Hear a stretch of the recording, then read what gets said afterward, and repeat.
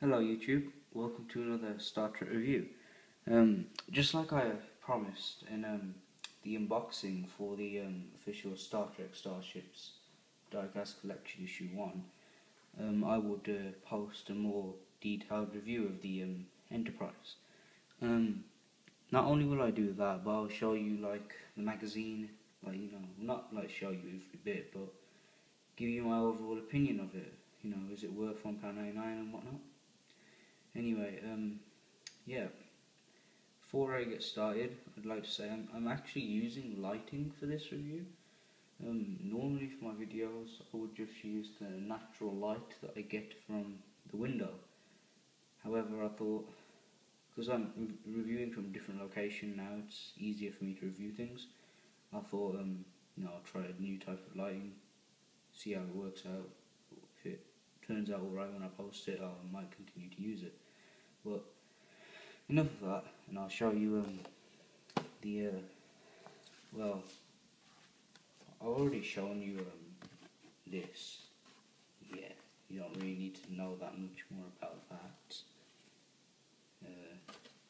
Yeah. Anyway, I'll just show you the magazine. My opinion of this magazine, it's very good actually. It's quite lengthy.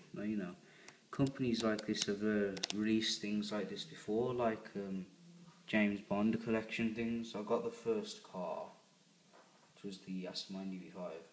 It wasn't very lengthy at all. So yeah, this is nice. It's got some detail on the front about the actual Enterprise, which is cool. A very nice image of the Enterprise. Of course, this is like the CG model thing. Looks a hell of a lot cooler than that, but it doesn't matter. It's nice because it's got some overall detail and background story on the Enterprise itself here. When it focuses, and it has, which is pretty cool. Some more images of it and whatnot. Instructions on how to use the display stand, which I actually did kind of struggle with at first. Things you can get, like a binder for your magazines. Like a I can't remember what it's called, but it just tells you what's on each page. An index, I think. Got some overall detail on the Enterprise and whatnot.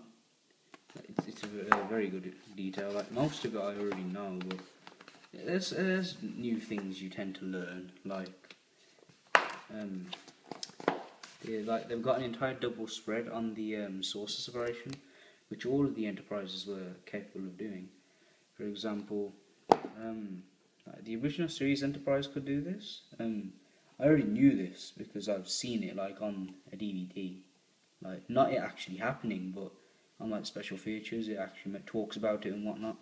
And because in one episode, when from season 3, one of the close to when the series finished actually, Kirk says to the Enterprise, jettison the cells and go, because him and Spock are trapped on this planet with Abraham Lincoln, Genghis Khan, Genghis, whatever it is, and Klingon. Yeah, if you know the episode I'm talking about, you'll know that he actually does talk about it then. But still, it's very detailed. It tells you about how, they would put all non-essential personnel in the cell area, and then families, because it was capable of having families. So yeah, it's very cool overall. Design sketches and whatnot, it is pretty good. The guy who was designing it,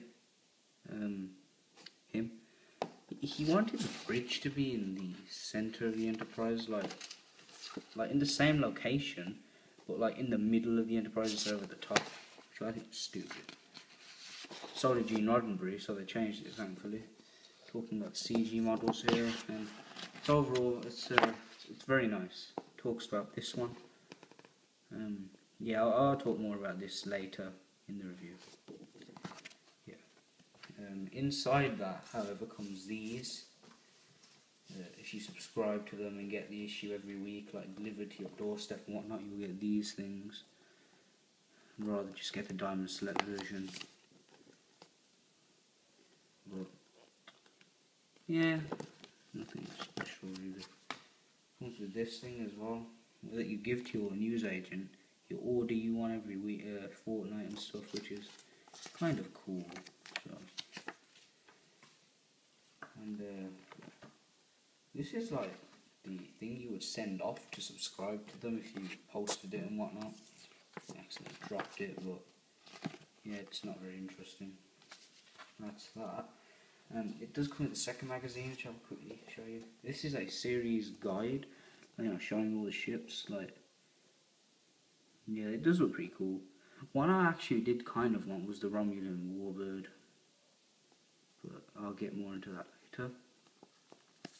So when you open it, it talks about the detail and whatnot on each ship, and yeah, showing you, it talks about scale and whatnot.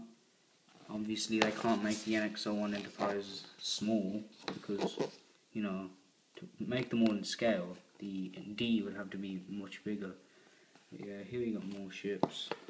Talks about them, how it's officially authorized by CBS, and yeah.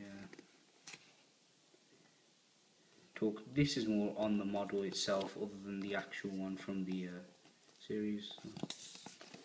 It's cool. That's that. But onto the actual ship itself. Packaging is quite nice. It's got a nice window display thing here. Some of the series that the ships will be coming from there: Voyager, Deep Space Nine, Enterprise, and the Next Generation. Star Trek logo there.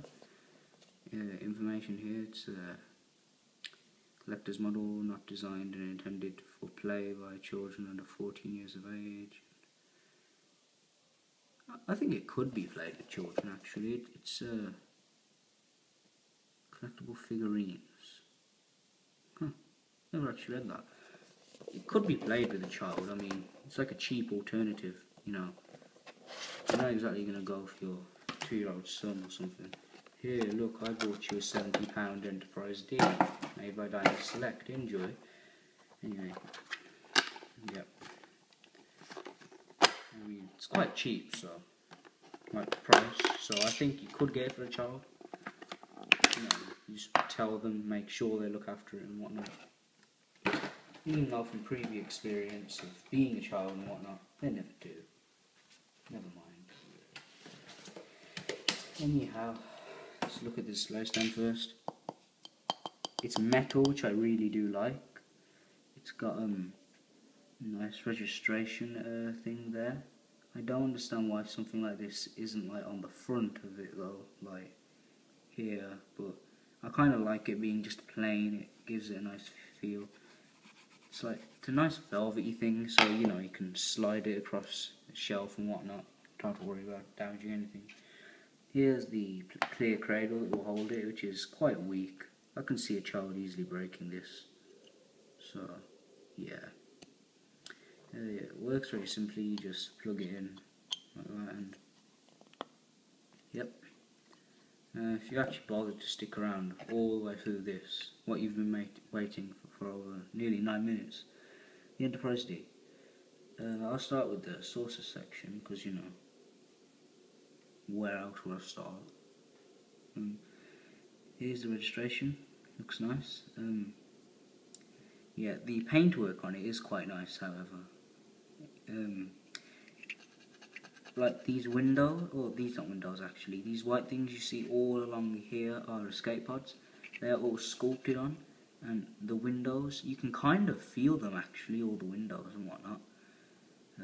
Bridge. This centre bit here, like, I can't remember the phaser lines, I can't remember what they're called, but basically just to tell you what they are. This would allow like the ship to shoot from all angles, like, you know, I don't have to turn around, it can just fire from, yeah. If you watch this series, you'll know what I mean. It's very cool, like the windows you can kind of feel, and it's very nice. Even on this edge here, you got a nice pattern. It's very, very cool. On the bottom, full die cast on the bottom. Detail is pretty much the same. Escape pods all sculpted in, several hundred of them, just loads of them, because the families would stay aboard with the crew. It's very nice on the bottom as well. It's, beautifully detailed. Same thing goes with the neck here, as you can see. Oh god, can't really see it. Okay, yeah. There's window designs and whatnot. You can kind of feel it. It's cool. The deflector dish, which is doesn't look that nice. I can't really see it. Yeah. Actually, it's better. As you can see, it's not painted properly, the gold part, which is a shame. Just to connect that back together. The bottom of it is also nice with the logos there, more escape pods and windows. The very short cells, which I really like this design. It's probably my second favourite Enterprise to the original series, obviously. It's very nice. This is all plastic, sadly. So these cells will actually fall off. Like, both of them broke on mine. One of them was extremely wobbly, so I glued it back on. Broke it off so I could glue it back on and make it better. Yeah. It does separate. It's not designed to. They made it so it could, probably just for if you wanted to. But basically what you have to do is you just push against this carefully and it will come off. Like, I've already done it, as you can see here. Clearly it wasn't part of the design. Like, they probably just did it like this so you could have the option to. But none of the detail is in there. It stays on pretty well. It comes off relatively easy, and yeah. This part is very lightweight and cheap plastic, sadly. The cells are designed nicely so light reflects through them, but yeah. To put it on the display stand, you do this. Push it all the way up, being careful you don't knock the back part off. Then you push it forward and it will lock on. Yeah, it looks very cool. I actually struggled with it at first. I don't know why. I knew it was wrong, but when I first got it, I thought, you know what, just for shits and giggles, let's see what it's like this way. And yeah, it works pretty well. But I saw this kid on YouTube who had this as well. This is how he had it. If I can try and mimic the stupidity. Yeah, like that. Oh god. It's alright. But yeah, basically this is what this kid had it like, upside down. It looked absolutely stupid, and he didn't even know it was upside down. But yeah, stupid kids. Anyway, overall it's a very nice thing. It's definitely worth $1.99. I'd highly recommend you pick it up if you're a Star Trek fan. And if you're not if you don't want to spend the 50 to 70 odd pound on getting a Diamond Select one with lights, sounds, actual disengaging of the saucer section and whatnot, you could collect the whole series if you wanted to. However, I'm not going to buy any more of them. I only got it because it was $1.99 and I don't have a Diamond Select Enterprise D. I'm probably not going to get one anytime soon as well. By the time I probably can get one, due to my own reasons, the prices have skyrocketed on them and stuff, so yeah, I might have to hold off on getting one of them for a while, which is a shame because I really do love the design. But yeah, I really like this ship. I'd highly recommend you get it. I'm not going to get any more of these ones. You can if you want. Like, the next one is $5.99, but after that it's $10 each, and it's quite reasonable. But I'm just not going to pay it. I'd rather save up and get the bigger ones. So yeah, to give the whole idea as a rating, I'd give it a 10 definitely. It's a really nice idea. They put it together quite well, like with the magazines, all the detail about the ship and whatnot. But the actual ship, it's very nice, but I'm gonna give it a 7.5. Like, the detail on it is nice, but my main complaint about it is this centre bit here is plastic, and it takes away because it's next to a nice quality metal. It's kind of like having a ultimate Force Effects lightsaber and having a genuine Force Effects lightsaber displayed next to each other. The Force Effects lightsaber will make the other one look crap because, you know, it's chrome, metal and whatnot, and the other one's plastic. I mean, when you feel it, this is plastic, this is a nice quality metal, and so is this. And same thing goes for this. It makes it feel a bit cheaper, so it's a 7.5 for me. And the fact that the cells are really wonky and breaking off, and this deflected dish isn't painted properly. Yeah, I'm going to give it a 7.5. Anyway, I hope you enjoyed this review.